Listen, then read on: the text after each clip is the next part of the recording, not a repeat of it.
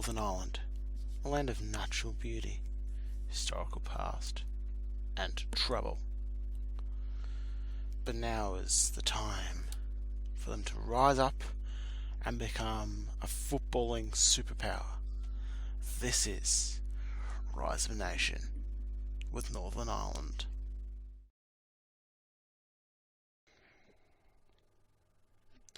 Hey guys, welcome back to a brand new episode of Rise of a Nation with Crusaders in Northern Ireland. We haven't had the greatest start of the season in the league. We drew our first game to Cliftonville, the rivals, 2-2 at home, before we absolutely hammered Portadown 7-2. Now this game actually did play by mistake on the computer. And originally we won 6-0 with Luke Smith scoring a hat-trick. But obviously had to replay the game, and this time we beat them 7-2 with Luke Smith getting 5 goals in front of Ange Postecoglou. So I wouldn't be surprised if he got an Australian call-up. Just have a look. See, he's played 2 games in the under-20s, haven't scored. Yeah, so he's going to start up top today ahead of Galbraith, basically form. We've got Galbraith on the bench.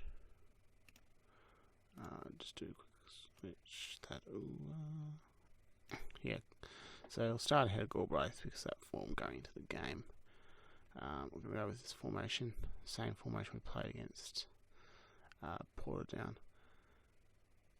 And hopefully all will be cool, and we can get something out of this game. We are playing away from home, so I'm hoping for away goals. I think this tactic will work as well, and we can come away with something from this game. So we'll get started, and hopefully we can do well.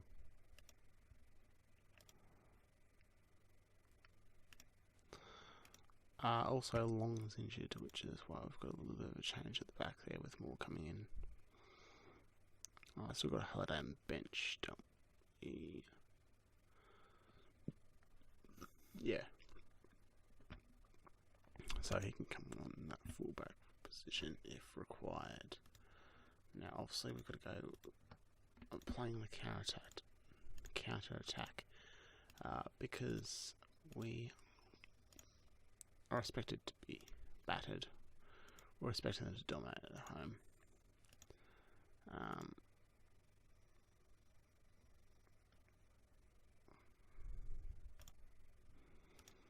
So hopefully, playing on the counter-attack, we can develop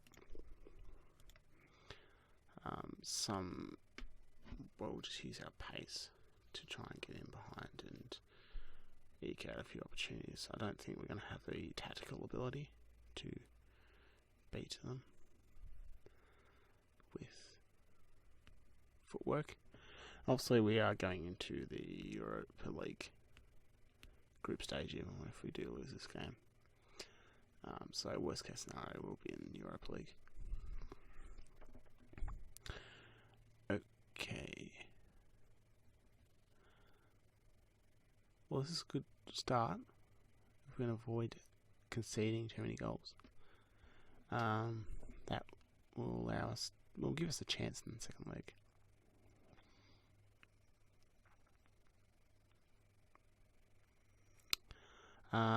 So I've got about 2 weeks until I finish my exams. So after that, I think I'm going to do things a little bit differently. Might have a few more episodes in a season, and at the end of the season, we'll be marked with a double upload day. So with that, we'll have one which is the more intense behind the scenes work, as we usually do. We'll also have an end of season Ofcom, which will be end of season, which will be the best goals, best match, and best player, best young player. Just a bit more, well, a bit more in-depth look at some of the players, rather than a complete review of the club as a whole. As Jarvis comes forward, and that's a pretty poor attempt on goal. Yeah, so that will be just something a little bit different, a bit more into the game. So it'll still be one episode a day throughout the season, but actually maybe we'll do 2 episodes a day. We'll see. I don't want to fall too far behind in terms of I don't want it to be too slow. Obviously this is a long-term save. It's not something that's going to be over in a couple of months. I hope this to be a 6-month thing, a couple of 100 years maybe, as McCartney makes a fantastic save there to his left. Yeah, so 40, 50 years at the very least. Obviously this is the start of the 4th season, so we're really at the tip of the iceberg in terms of the save. Obviously if we do win the Champions League, that's not going to be a save, obviously, as we're coming up. Time is really raced along.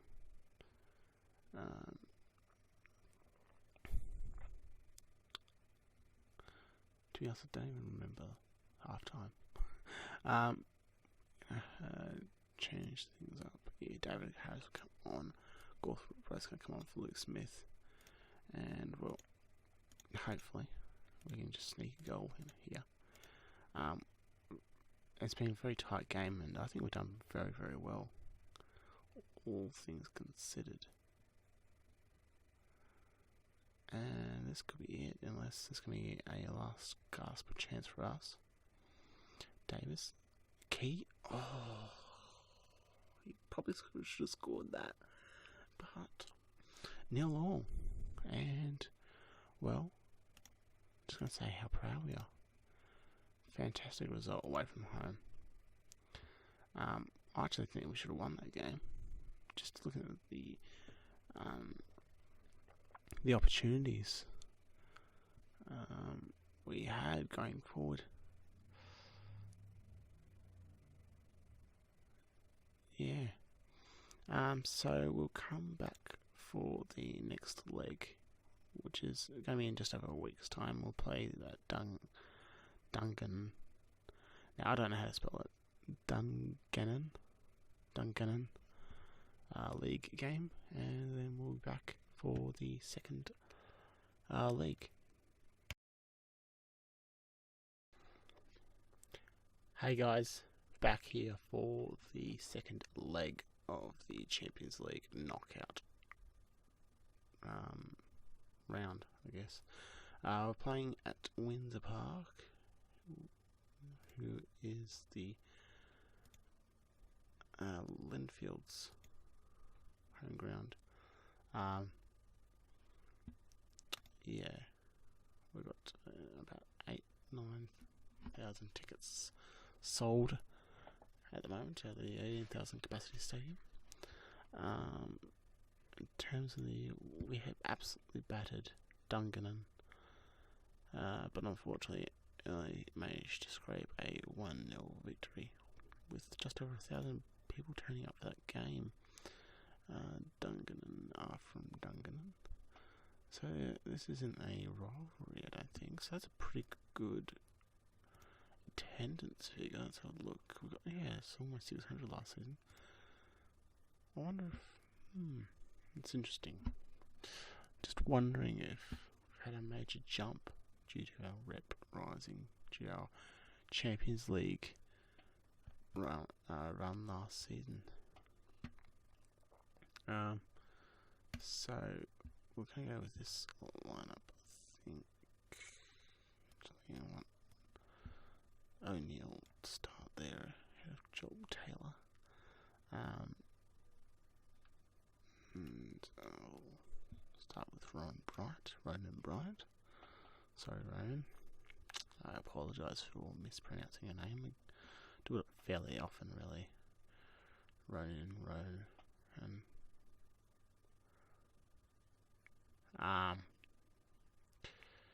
yeah, it doesn't really. It's not really acceptable. So we'll get on to today's game. Let's see if we can. Well, we need a score, and we cannot afford this to be a drawn game with goals. Otherwise, I'll go through and away goals, which is the main reason why I prefer to play at home first in the Champions League. It means that if it does end like we did in our first tie 0-0, any goals you get are very, very valuable in the second leg.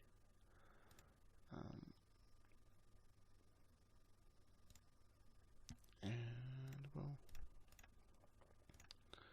I think we've got what it takes to beat them. After that first leg, where we absolutely, I reckon we battered them. We had a lot of the possession. Always shoves. That looked like it was something with Galbraith in the middle of the pitch waiting for the cross.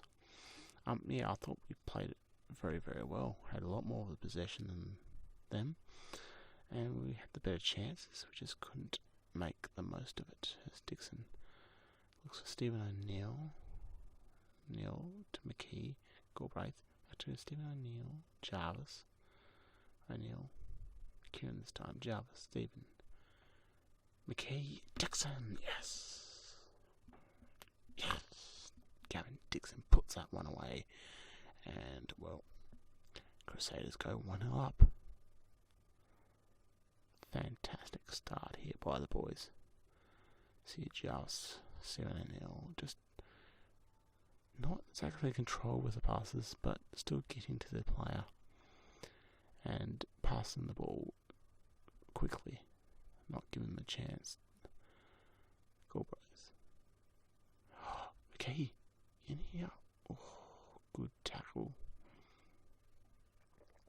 Got a corner here. Corner opportunity. Davis.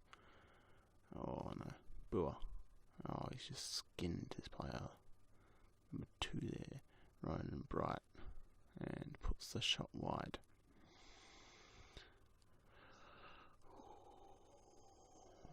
Dixon with the corner again hitting that first player. Galbraith beats his opponent to the ball and well turns the ball over straight back to the player who he beat to the ball. McManus, O'Neill. Oh, Ronan Bright back to McCartney. Back to Dixon. Good tackle there by Spring. Dixon holds up. Davis, O'Neill. McKee, Galbraith. He's got Jarvis back post. Oh, Jarvis has been scoring recently. And there's top goals he's been scoring as crosses to the back post. Duncan. Boer. Oh no, they've got one back. And at this stage, well, I'll go through one of my goals.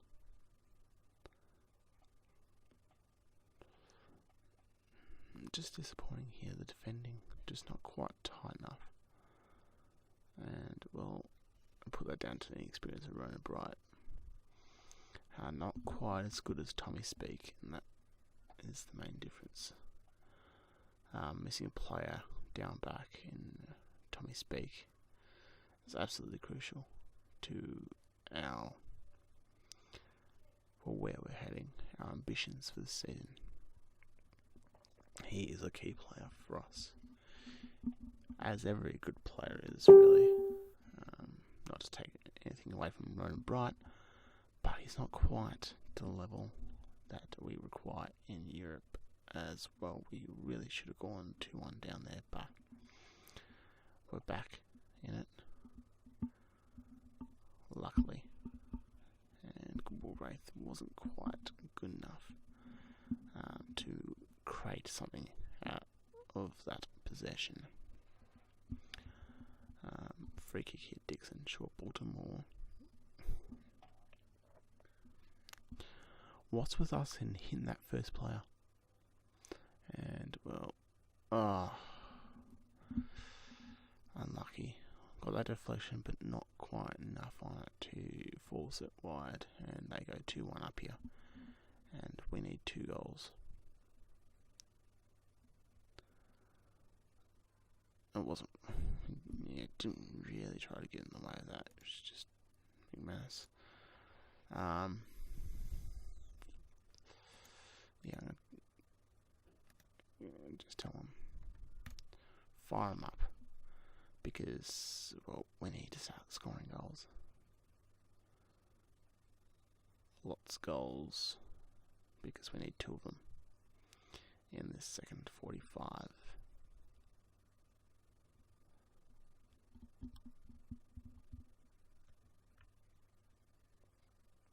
Okay. That's going to come off for Halliday, as he's not playing very well. And I'm going to bring Galbraith off. As much as he has the ability to make something out of nothing, it says he's consistent, but I don't think he is. He has a lot of games where he's just lost. And this is one of those games which is unfortunate, considering it's such an important game. Maybe it's just because he's still very experienced and very young. He probably shouldn't be playing this level at the moment, but because we're such a weak side, he has to play.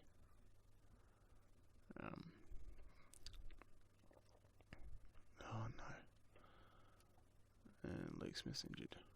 Well, that's great, considering we're going to go out of the Champions League here. We'll have to bring Scott McKenna on. We have to try and get Johnny Bradley back from loan, because it looks like, well, Luke Smith is going to be out for a little while. And unfortunately, that's the end of our Champions League run, going down 2-1 to Basel at home. Yeah, there we go. Oh, almost goes in. Unlucky. Wasn't our night. And unfortunately, that's it. So, we go into the Europa League, I guess. How long is 2-3 weeks? Oh, okay. It's one of those things that it could be 5 to 6 months. So, luckily, it's 2-3 weeks, so it's not too bad.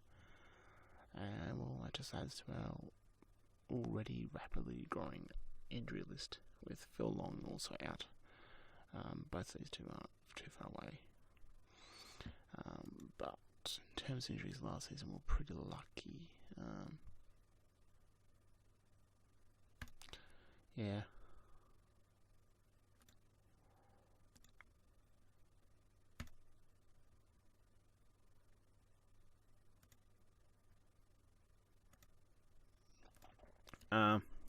Yeah, so we'll come back. We should be in the Europa League, I think.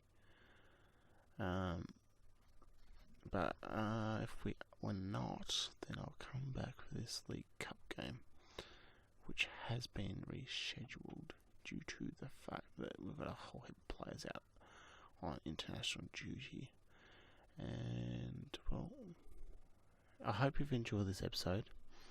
It was a little bit disappointing to go out in the Champions League, considering the way we played in the first leg. Even though we didn't score, we had a lot more of the ball. And, well, unfortunately, we weren't able to back it up. Gain a lot of possession. But the opportunities were going their way. We weren't able to use the support of the home fans to our advantage. And, well, it means we're crashing out of the Champions League. So, until next time, I've been James, you've been great. Thank you for watching. Goodbye for now.